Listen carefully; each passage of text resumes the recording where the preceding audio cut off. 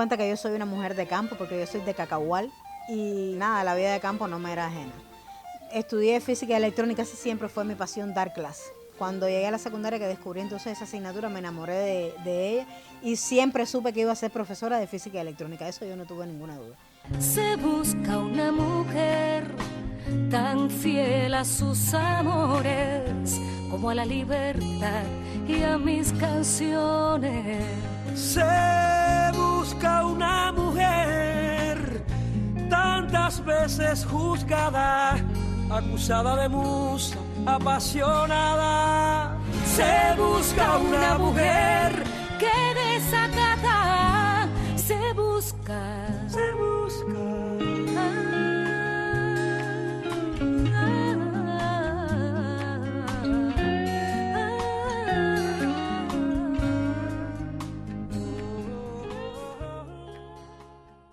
Lo logré, pasé mis 5 años de carrera, orgullosísima de los profesores y los compañeros que me acompañaron en esa época.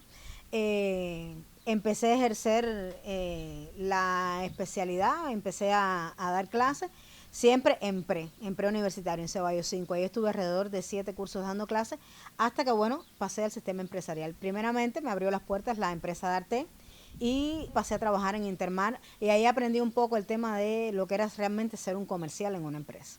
Ya después salí embarazada y cuando salí embarazada estaba todo el tema, la vorágine de la entrega de las tierras en usufructo por el decreto 259 y entonces se dio la posibilidad de trasladar la finca de los suegros de donde estaba en una zona donde era interés estatal, se permutaron las tierras, vinieron para la zona de Virginia. Y entonces estaba esa tierra en propiedad y mi esposo y yo solicitamos entonces tierra en usufructo. Ahí ya me convertí desde el 2011 en campesina. Recién parida obtuve la tierra. Alrededor de cuando el niño tenía 1 año y medio nos trasladamos ya a vivir para aquí. Y empezó entonces otro camino que sí, a pesar de que yo era una mujer de campo, o sea, vivía en Cacahual, no había ningún problema para mí vivir aquí, pero sí había cambiado mi horizonte profesional, había cambiado muchísimo. O sea, pasar de una empresa donde trabajaba con aire acondicionado todo el tiempo, en condiciones muy, o sea, favorables para uno poder desarrollarse, con unas posibilidades de capacitación increíbles que ofrecía en aquel momento la empresa. Pasar entonces a venir al campo, a cambiar todos esos hábitos, con un niño además que también empezaba yo de mamá también prácticamente, sí fue el choque, fue difícil, no solamente para mí, sino también para mis compañeros de trabajo, para los vecinos, para muchos familiares. Una mujer inmarchitable, una mujer inolvidable, una mujer.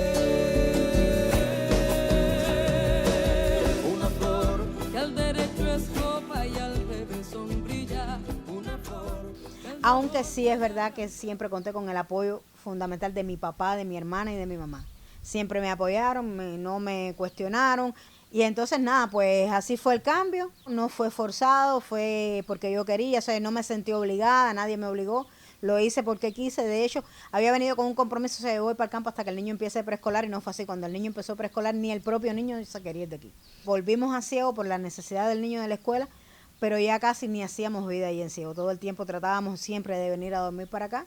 Y bueno, ya llegó el momento en que sí, ya jamás volvimos a dormir en Ciego, siempre estuvimos acá en la finca porque era o sea, nos sentíamos más cómodos aquí que estando incluso en el pueblo. Se busca una mujer tan fiel a sus amores como a la libertad y a mis canciones.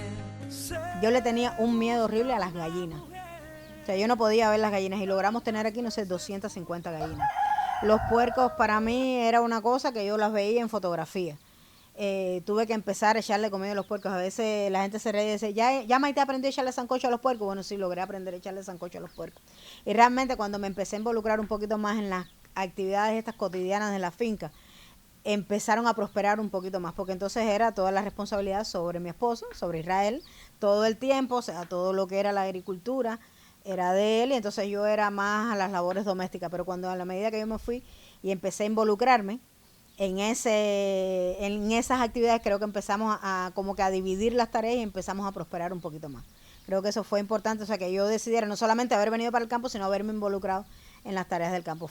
Para mí fue importante, sí.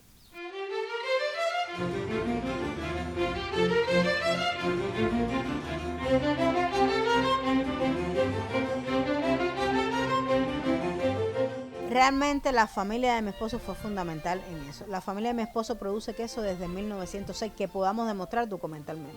Lo hacen desde mucho antes, los bisabuelos de mi esposo, después sus abuelos y sus padres. Yo aprendí de la mamá de mi esposo, Margarita, que además nuestro proyecto se llama Las Margaritas y nuestra marca de producto es Margarita también. Margarita es una mujer, yo creo que cuando se habla de mujeres emprendedoras hay que hablar de mi suegra. Mi suegra, yo creo que para ella era adelantada a su tiempo. Es una persona muy inteligente. Margarita tiene 83 años, está viva, goza de excelente salud y fue quien me enseñó el amor por esta actividad del queso. Ese saber siempre pasó de la mano de la mujer, o sea, los hijos varones nunca lo aprendieron, o al menos no con los secretos. Y en el caso de la familia de Margarita, como era mi esposo, era el hijo, aprendió su hija Marixa y aprendí yo. Para mí era un orgullo y un honor el día que la suegra me permitía hacer el queso. Para mí ese día era un día glorioso para mí porque me dejaba hacer el queso. A mí me encantaba hacer el queso. Que Margarita me enseñara a hacer el queso y que hoy ella venga y que esté orgullosa del queso que se hace aquí, para mí yo creo que es fundamental. Siempre ella tiene algo que enseñar, siempre algo tiene que enseñar. Toda mujer tiene alma de flor, mas repárese en la tierra que la nutre. La fortuna de un rayo de sol.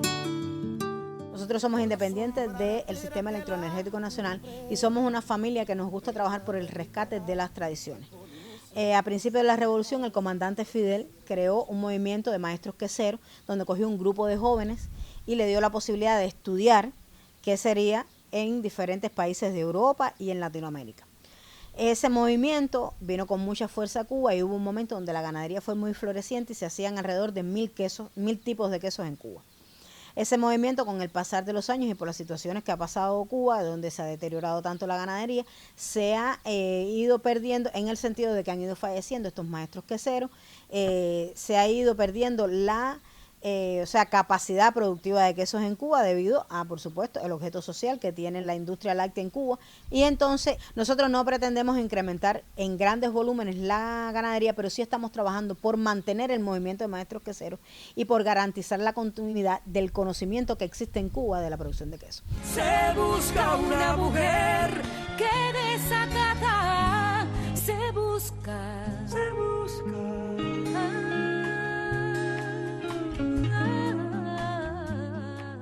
Yo creo que si yo no hubiese tenido el conocimiento que había adquirido hasta llegar aquí, me hubiera sido imposible. Es imposible empezar un proyecto de desarrollo local, una MIPYME, un TCP, sin tener conocimientos básicos de comercialización, recursos humanos, de contabilidad, de economía, de finanzas. O sea, es un todo. O sea, téngase en cuenta que es un ingeniero en control automático y una licenciada en física y electrónica llevando un emprendimiento. Me es muy difícil, o sea, entender desde el punto de vista financiero cómo se lleva una empresa, un estado financiero, cómo obtener información verídica de un estado de cuenta, cómo interpretar el 909 de los trabajadores. Hay que tener conocimiento para poder emprender.